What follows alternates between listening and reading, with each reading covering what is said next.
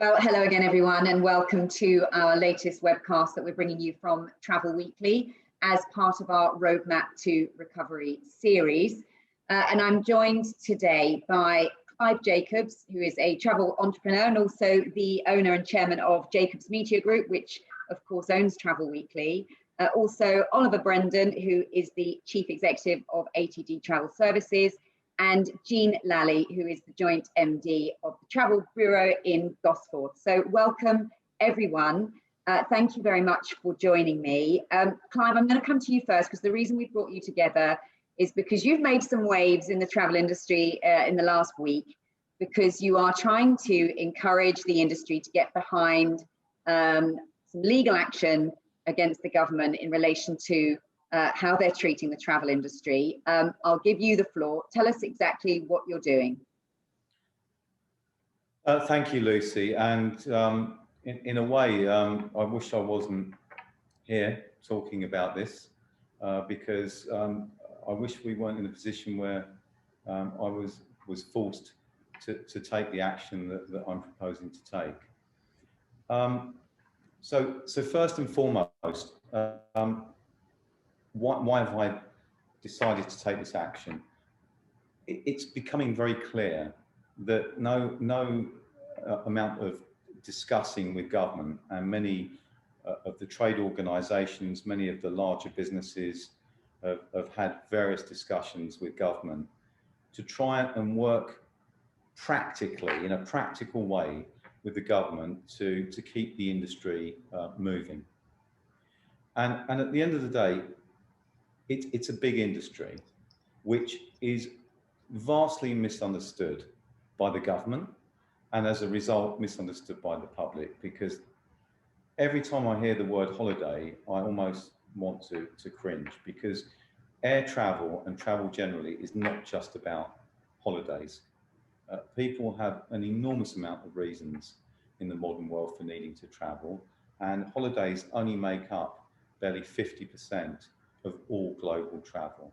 So, you know, there's that misunderstanding, and it just shows that with all the talking to government, that they're not even listening to that, let alone the fact that they at times say things, despite all the meetings, which are very damaging to the business, where they don't understand the value of travel agents, where they don't understand the pain that their very loose comments can make. Various ministers, and I won't name any names on this cast, but I think everyone in the industry knows who I'm referring to, they say things without thinking, and you have to say, are they really this unintelligent, or are they really being purposely nasty? But the amount of time that the industry has spent talking to government, trying to work with government, is clearly falling on deaf ears.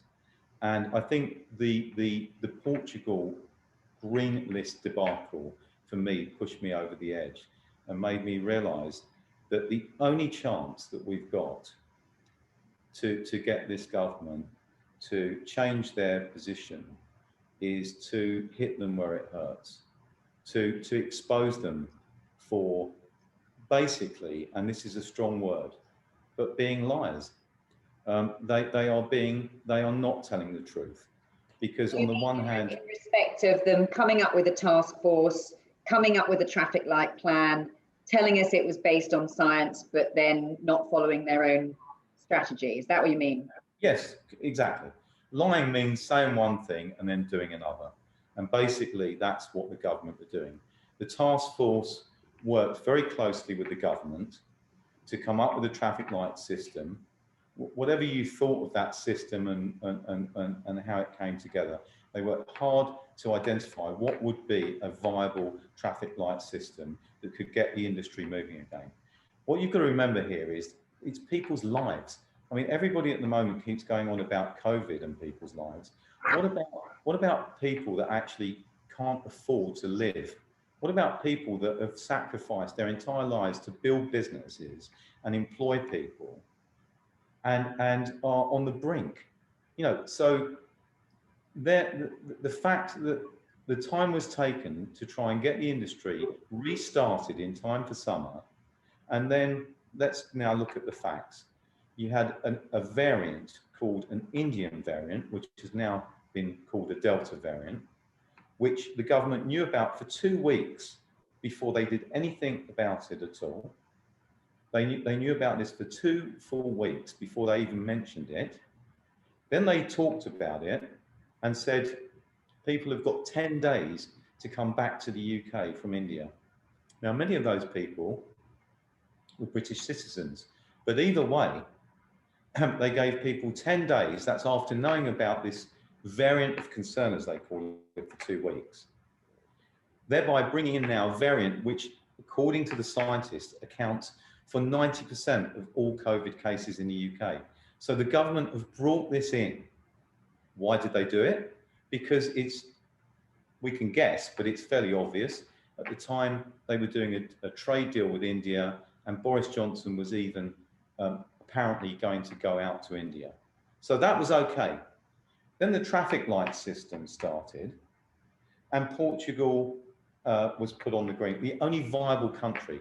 That in itself, by the way, Lucy, you know, if you look at some of the countries or places that were put on that green list, you know, I bet you if you went out into the street, maybe 8 out of 10 people wouldn't have even known where they were.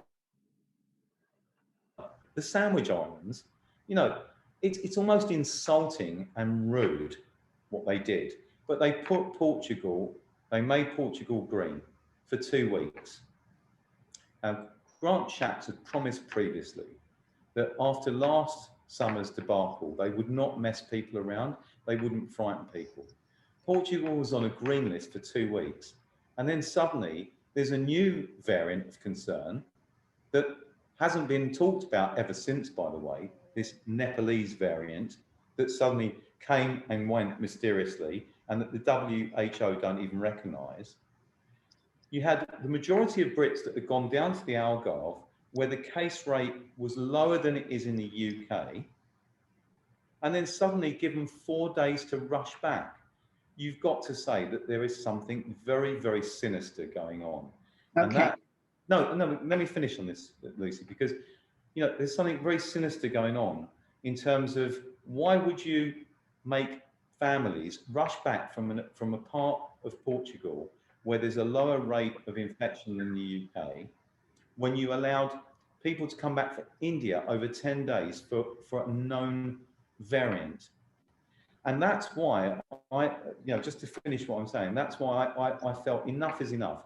Clearly, not only are they not listening and not interested in working with people in the industry and taking people for fools, really, who are spending all their time trying to work with the government to find ways to get the industry back on its feet, when actually they have a very, very different agenda. And what is painfully clear, it's got nothing whatsoever to do with science. So that's why I felt we've got to find out. And the only way we're going to find out is by challenging them legally and finding ways to challenge them whereby they'll have to disclose their WhatsApp and their iMessages and their emails, and that we finally get the truth about this rather than the misinformation that has been passing. Okay, all right, thank you. And we'll come on to talk about exactly, the details of the legal challenge. But let's just bring in both Ollie and Jeanne, because you talk about, how difficult a situation we're now in. We were hoping to get a restart for the summer, which is crucial for so many. Ollie, perhaps you could start us off telling us what situation your business is in, and then we'll come on to Jeanne to hear her story as well. Yeah, thanks, Lucy. Well, it's like the whole industry, really. I mean, it's a pretty heartbreaking situation. I'd grown the business organically and responsibly and sustainably over 19 years and reached 130 million of sales and employing 125 staff. And we fortunately over that time we'd retained a lot of profits and we're responsible with the way we'd built the balance sheet. So my story isn't as heartbreaking as some, but clearly we've had to take all the measures that are available. We've had to take on debt for the first time ever. I only started with 10 grand and I've suddenly got a 3.5 million civils loan. More for a safety net than out of necessity, but you have to take it. And it's, and all of the the reporting and governance you need to go through just to get a civils loan is quite onerous on a business which, you know, where we've had to obviously take a bunch of furlough as well, but like the rest of the industry, and Clive talk about a lack of understanding of government, you know, they keep banging on about the fact you can take furlough, but amending bookings and cancelling bookings is much harder work than taking bookings, and we've heard that over and over again.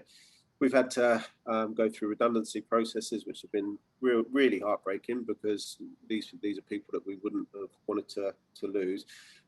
So yeah, it's tough, but it's tough for the whole industry.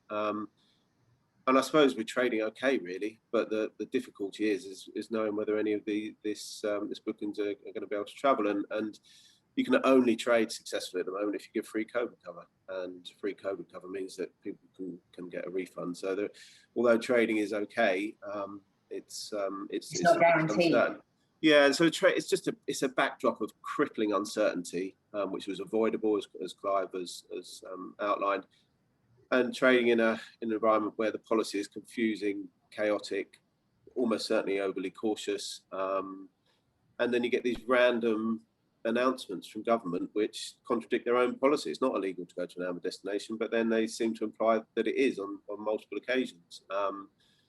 So yeah, the trading in this environment, with the prospect of having to refund it all, I'm sure Jeanne has got the same experience. It is tough. It's and it's you're faced with daily dilemmas. We've actually continued to invest in tech and continued to invest in the development products we had on, but it is a daily dilemma of whether that's the right thing to do in this environment or not. And the reason I was supportive of Clive and have backed his campaign financially, but also you know, with coming on sessions like this and speaking out, is because, you know, this was all so avoidable. We had, I mean, just between January and April, we had 1.6 million people enter the UK. This is during lockdown, when and 2/3 of them weren't British nationals, and so they weren't enforcing the rules when they should have enforced them. And now suddenly they think it's the time to start enforcing their chaotic rules. So it something needs to be done, and they're certainly not listening to any lobbying. I mean, I don't think we shouldn't be lobbying, but they're just not listening. They have no interest in listening to common sense. So something had to be done, and I'm very pleased that Clive took that action. Okay, all right, thank you, Ollie. Jeanne, tell us the situation for you at the Travel Bureau and other agents like you, actually. Yeah, so we've owned, Anne and I, my business partner, we've owned this business for 11 years now. And, you know, we were trading okay, much smaller business than Ollie's, £7.5 million turnover, but profitable. Very, very good customer base, very loyal, high spend, long haul. You know, we were very proactive in the marketplace in terms of events, in attracting new business, in working, you know, a good business, really. We employed around 20 people, you know, really good, solid people who'd been with the business for a long time. So, you know, like Ollie, we acted fairly early, actually, because we, I suppose, naively in hindsight, but we could see this was not going to be a short issue. Responsible business owners, you know, we took a CBILS loan as a comfort stop, if you like, as a blanket. Well, that didn't last very long. So, you know, we kind of, because it went on and on and on, we got to the end of March and we thought, wow, okay, this is really serious stuff. You know, we had cut every cost in our business. We've lost around about 60% of the people who worked for us, good people, didn't want to leave the industry, but they left because they couldn't see a future. And, you know, these people need to pay mortgages. They have children. They are, some of them, coming up to retirement, you know, so their option was, you know, I think it's time to leave. How sad is that? But you manage all of that emotion because as a business owner, you're focused on making sure the business survives. And we've got this far because we knew we had a pandemic insurance claim that would stack up. and we're still in the process of going through that. We've just this morning spoken with the bank about, the CBILS repayment loan. I mean, fortunately, neither of us have any personal guarantees attached to that. We would never, ever do that. But I know, and I have seen over the last, I would say the last 2 months, the tone change from compliance and waiting for the lobbying groups who've been very proactive to get some sort of sensible response from the government, and nothing has come. And in fact, it's been the opposite. And one of the reasons that when I saw Clive's post, I do feel very strongly the government needs to be held to account, because I almost feel, and there is evidence for this, that a decision has been made early on that, really we can let the travel industry go. It's been described to me by various people as a sunset industry. What does that mean? The jobs aren't viable. What does that mean? I can tell you our jobs where we employed people, we pay pension, holiday pay, people can plan their lives, they can get a mortgage. They are viable jobs. So who are the people who are making the decisions within the government that have consigned our industry to a basket? And I genuinely feel there is some decision when you look at the quotes and you hear the way we are talked about in disparaging terms. And I'm not talking about holidays either. I'm talking about an infrastructure of airports, aviation, the whole cargo infrastructure, how much money comes into the country as a result of that. So when a minister or a politician talks about holidays in an almost insulting tone, it absolutely emotionally infuriates me. So I think for me, Clive's proposal came at the right time. I want to understand who these shadowy figures are within the government and what are the discussions that are going around the conference table or across WhatsApp. Because the evidence, as Ollie and Clive have described, doesn't stack up. It's almost like they've given us thrown us a bone to keep us busy. That's how I describe it. They've thrown us a bone to keep us busy, while they get on with what they deem to be the real work of the government. And then actually doesn't matter much, if they change their minds. That's how I feel we as an industry have been treated. So I think we need somebody with a big stick. And I don't advocate violence, but, and that's not what I'm saying. But I think it's either a big stick legally or something to force the agenda forward. And I'd use a good example of this, actually. I heard Andrew Lloyd Webber speak about saying he would go to prison rather than run his theatres half full because he couldn't do it.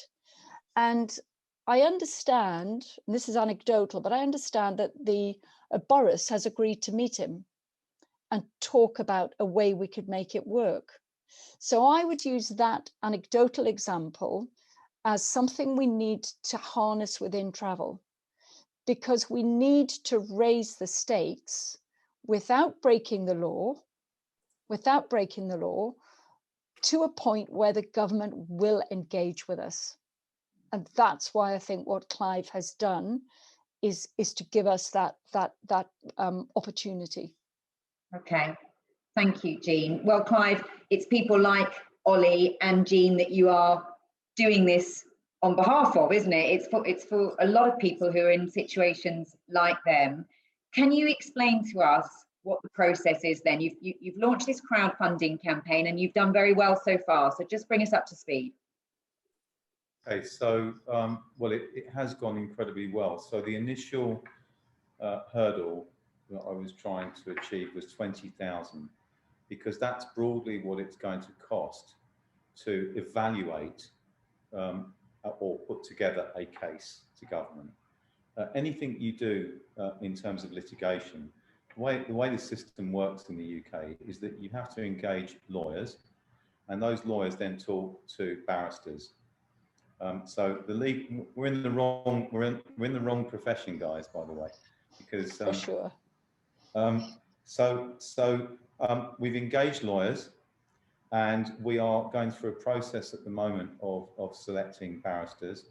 I'll be having calls over the next few days with barristers, and it's the barristers that bring the cases. And what we've got to do is we've got to do this properly. So for someone like myself, that's a very impatient person, this is not the best task, because you need to take your time, and you need to be patient, and you need, first of all, to piece together all the information. Then you've got to really think about what are the angles here, and then see how viable those angles are in terms of being able to get the result that we would want through the courts, and whether the judges would see the side of the government, and the government, of course, constantly will hide behind the excuse of protecting public health and stopping death. We all feel, I'm sure, quite differently. Of course, we all feel strongly about. None of us want anyone to die before their time, but of course, we all know that there are more people dying now because of COVID measures than from COVID. So this is where the government have got themselves into a trap, and of course, they are politicians, and therefore they're worried about what people will think. They're worried about being held to account. So we've got to put together a case, and we've got to do that, and we've got to have some kind of angle. Well, the angles that appear to be there, Lucy, are this disconnect between what happened with India and what happened with Portugal, and, for example, why a country like Malta, which has no cases, is not on the green list. So, it's very apparent, I think, to us in the industry that you can see, as I said, we don't know what the real agenda is. I think most people do feel there's something linked to the green lobby here and emissions, but there is some kind of using it as an excuse to put back and damage travel. There's clearly, let me finish here, Lucy, because there's clearly no willingness to support travel. Now, what would supporting travel mean? What would it look like? Supporting travel would be, first of all, looking to make travel easier. So I'll give you an example. Here in Dubai, they come to your house, give you a COVID test, you get the results in less than 24 hours, and it costs, I hope you're sitting down, it costs 30 to 40 pounds for, are we ready? For 2 people. Wow. Right, so first and foremost, if the government was serious about keeping the travel industry afloat, they would be looking to find ways to improve the testing, so that, because they keep going on about how important testing is. I mean, after all, they're testing 1 million people a day so that they can find their COVID cases, mostly people that don't have any symptoms. But when it comes to testing people to travel safely, it costs a family of 4, what, 700 or 800 pounds to be able to do it. So it's clear that there's no intent, and what we've got to try and prove is that the government is not finding a way to support an industry, a multi-billion industry that employs 1 million people like Jeanne, like Ollie, like myself. It's our lives and our livelihoods, and we've been good and we've been honest, and we've never really borrowed money and we've created employment, and we've done all these things. And that's why I've stepped in, Lucy, because it's very different if you're running a big corporation that's publicly quoted, that's got shareholders that fund the company, and banks that you've got so much debt with that it becomes the bank's problem, not your problem, and that you're still earning your very large salary, versus the majority of people in this industry who are either employees or people that have got skin in the game, that have given their lives to actually and taken risks to build businesses, and that it's all being undone for some other reason. And it's about finding the right course to challenge successfully the government, first of all, to prove that what they're doing does not back up any science, but is being done for ulterior motives. And secondly, then, to get compensation for people whose lives are being, frankly, destroyed. And I mean destroyed. You know, it's heartbreaking. I mean, we all have heard cases of people that have literally been on the brink, have been threatening to commit suicide, who have committed suicide, whose health has suffered, who can't sleep at night, whose relationships have been affected. You know, I have a business in Canada where I'm afraid the Canadian authorities have been very similar to the British authorities, where people have had their children at home now for nearly 15 months. They haven't been at school for 15 months. They're literally at their wits' end. And this is why I'm doing this, because I'm afraid talking isn't working. As I said earlier, and you know me, Lucy, I don't mince my words, and people will be upset. But, you know, lies are being told, and this needs to stop. We live, or certainly the UK, I live in Dubai. The UK is a democracy, and the democracy is being abused. And somebody has got to stand up for this.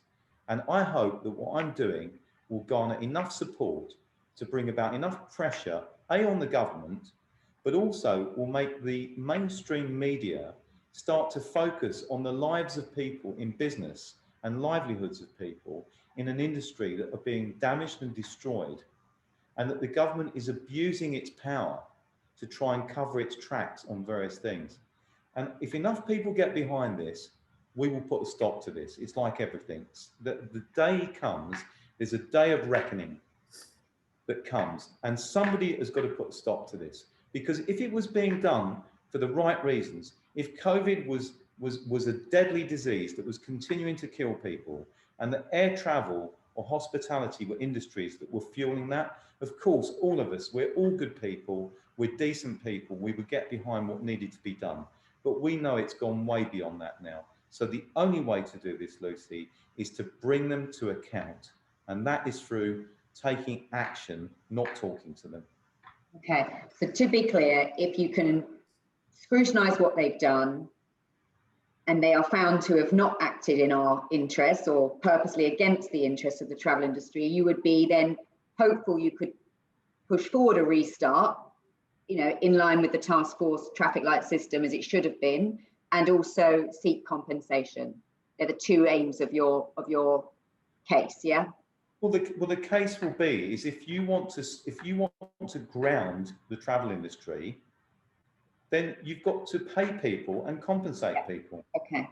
Just on the point about you said there that we've got to do this right and we've got to take our time. And we know legal procedures are lengthy, costly processes. So, and I'd go back to, you know, what Jeanne and Ollie have said. They've already lost people. They've got bills to loans to repay.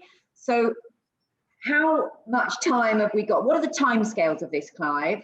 And, you know, have we got time? Because there's going to be people that are, I mean, we're hearing all the time that people needed this summer. They needed to be trading again. They needed to be sending people away in order to survive and to then get through the winter. Like, have we got enough time for this case to come to court and then for a result in favour of the industry to help people?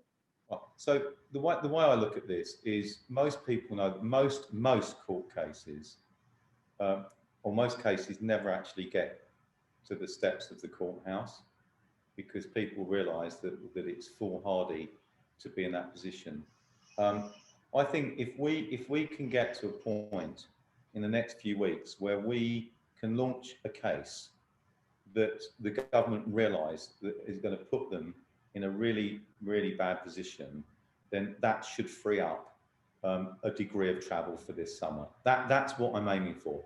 But what I'm not going to do, and I said it earlier, anyone who knows me knows I'm a very impatient person, but this is not something that we can rush, because I believe we're in the last chance saloon here.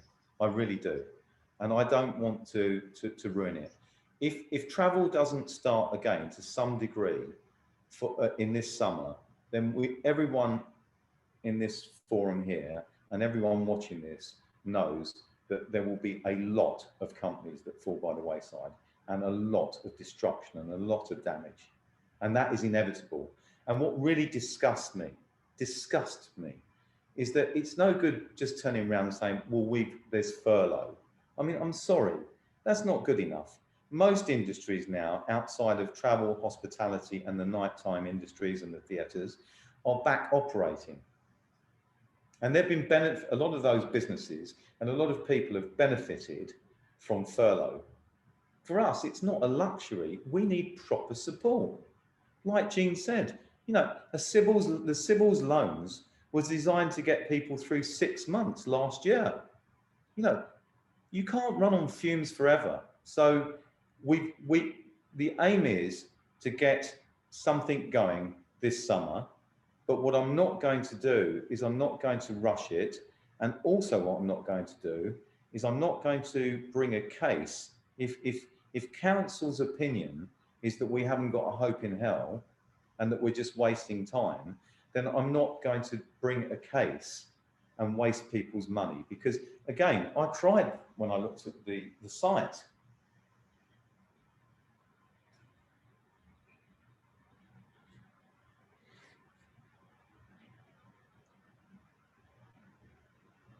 Time, Clive. Do you want a moment, and I'll go to the others, and I'll come back to you. No, it's just when you see how desperate people are. Yeah, you've had some support on the crowdfunding page.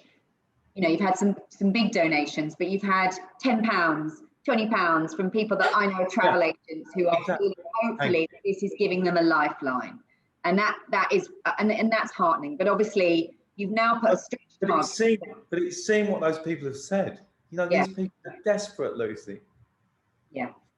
Yeah, I know. And the stretch target that you've now put in place is obviously a big milestone we've got to reach. You know, the 20 grand you hit within 24 hours, I think it was very, very swift. But now we need more, assuming that you go ahead with the case. If we go ahead with the case, you can mark my words that the big companies and the organisations that are not involved at the moment and haven't even spoken to me, mark my words, if we've got a case, they will come on board. Because if they don't, then they don't care about the industry, quite frankly. I'm sorry. You know, there's been a lot of egos flying around. I'm not doing this for me. I'm doing this for the industry. A lot of people are just way more interested in getting themselves on TV, like the scientists, and their moment of fame, than actually doing good. And that's why I'm so passionate about this, because it is those people. Sorry, you know how emotional I get, Lucy, but it breaks my heart because people's lives have been ruined. And if it was because it was something that was absolutely catastrophic and there was no other choice, then we'd all have to swallow it. But it isn't. And I'm fed up with all the nonsense that's going on. So I'm praying that we have got a case and that the government realise in the nick of time that they are going to be called out in a way which proves that they are abusing their power, abusing the democracy, and playing with people's lives. And that has got to stop. Okay. All right. I'm conscious of time, but I just want to bring the other two in again. And with all respect, I just want to ask you in relation to what Clive said about it could be too late if we don't get things opened up again. I mean, Ollie, you must be desperate for a US-UK corridor or some opening up to the States, which we've heard rumours of, hadn't we? But that now seems some way off. Looking forward, what do you clearly need that to happen, and you clearly need to be able to start selling again. But what will be the situation if it doesn't?